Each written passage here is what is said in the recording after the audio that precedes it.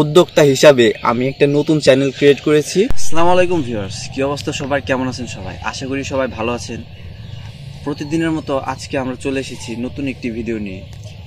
কৃষি দিবানিশি ইউটিউব চ্যানেলে আপনাদের সবাইকে স্বাগত। কৃষি বিষয়ে নিত্য নতুন টিপস পেতে আমাদের চ্যানেলকে সাবস্ক্রাইব করে রাখুন। পেঁপে নিয়ে আপনাদের সাথে কিছু কথা বলতে চাই। আমি গত 2 বছর যাবৎ পেঁপে চাষের সাথে জড়িত। আমার নিজের বাগান ছিল, এমনকি সেই বাগান থেকে আমি পেঁপে পাকিয়ে বীজ সংগ্রহ করে সেই বীজ থেকে চারা তৈরি করে আমার মূলত এই বাগানটি করা। আমার এই বাগানটিতে মোটামুটি 200 অধিক গাছ রয়েছে। শুধু এই বাগানটি না, আমার এরকম আর অনেকগুলা বাগান রয়েছে। তো আমার সামনে দেখতে পাচ্ছেন একটি পেঁপে গাছ। মোটামুটি এই পেঁপে গাছের বয়স হচ্ছে আপনার 4 মাস হবে। তো 4 মাস বয়সে এই গাছে যে পরিমাণ পেঁপে এসেছে, মাশাআল্লাহ অনেক সুন্দর পেঁপে আসছে। তো আশা করি আগামী 2 মাসের মধ্যে এই গাছ থেকে ভালো একটা ফলন আশা করা যায়।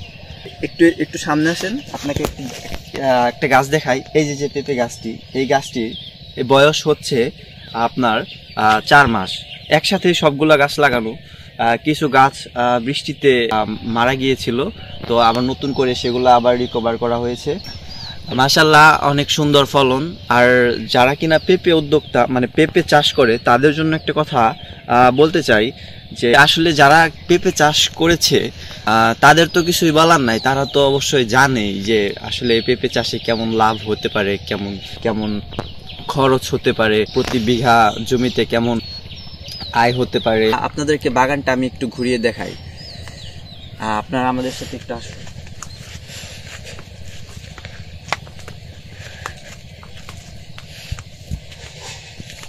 ক্যামেরা দাও। এই যে গাছটি আপনারা দেখতে পাচ্ছেন, একটু পিছাও ভাই, একটু পিছাও। এই যে গাছটি আপনারা দেখতে পাচ্ছেন, গাছটির গ্রোথ অনেক ভালো। মাটি ভালো ছিল, এর জন্য গাছটি অনেক জলদি গ্রো করে ফেলছে। তো এই গাছটিতে এত পরিমাণে পেঁপে, আরো পেঁপে ছিল, 2-1 বার ছেঁড়া হয়েছে, নিচ থেকে হারভেস্ট করা হয়েছে। আশা করা যায় 2-1 মাসের মধ্যে অনেক বেশি ফলন আশা করা যায়। এগুলো এক একটা গাছে থেকে প্রায় 200 কেজি পর্যন্ত পেঁপে হারভেস্ট করা যায়। এগুলো হচ্ছে উচ্চ ফলনশীল পেঁপের জাত। এই জাতগুলা সচরাচর পাওয়া যায় না। যারা মূলত বাগান করে, ব্যবসায়িক বাণিজ্যের জন্য পেঁপে চাষ করে, একমাত্র তাদের এই পেঁপেতেই অধিক লাভবান হওয়া সম্ভব। তাছাড়া অন্য বিভিন্ন জাতের বাজারে বিভিন্ন জাতের পেঁপে রয়েছে, কিন্তু পেঁপে গাছগুলায় ভাইরাস সহনশীল ক্ষমতা অনেক বেশি, যে কারণে কোনোভাবেই এই গাছগুলায় কোনো রকম ভাইরাস চলে আসে না। আমরা যেরকম স্প্রের কথা বললে, কীটনাশক তো আমাদের প্রয়োগ করতেই হবে, 15 দিন অন্তর কীটনাশক প্রয়োগ করতে হবে, কারণ যেটা জানি না সেটা নিয়ে তো আমার বলার কোনো রাইট নাই।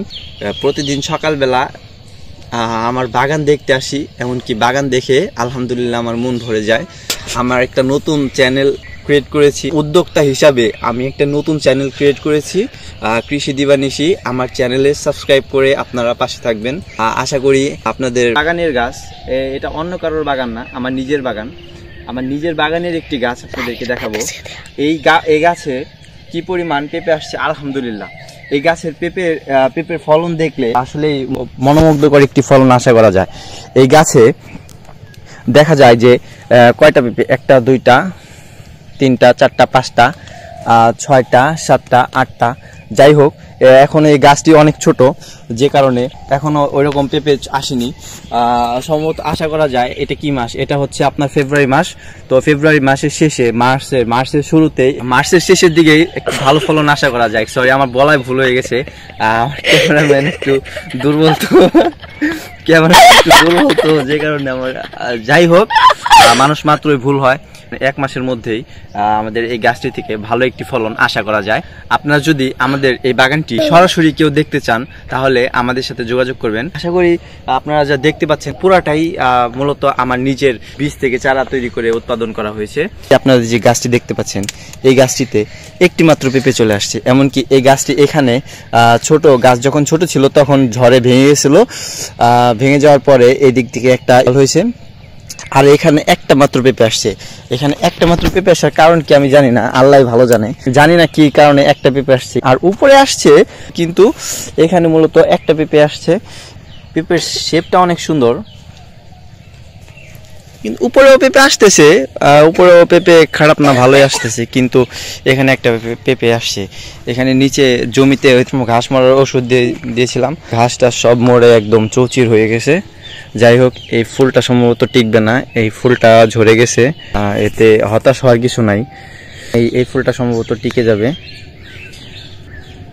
মাশাআল্লাহ, গাছটি অনেক সুন্দর রয়েছে, এমনকি গাছের দুই সাইডেই যে ডালপালা হয়েছে সেগুলোর মধ্যেও ফুল ফল চলে এসেছে। আল্লাহর কি রহমত, আল্লাহ দেখেন এখান থেকে গাছ কিভাবে নতুন করে বাঁচিয়ে আবার সেই গাছে থেকে ফল দিয়েছে। মাশাআল্লাহ, আল্লাহকে অনেক ধন্যবাদ।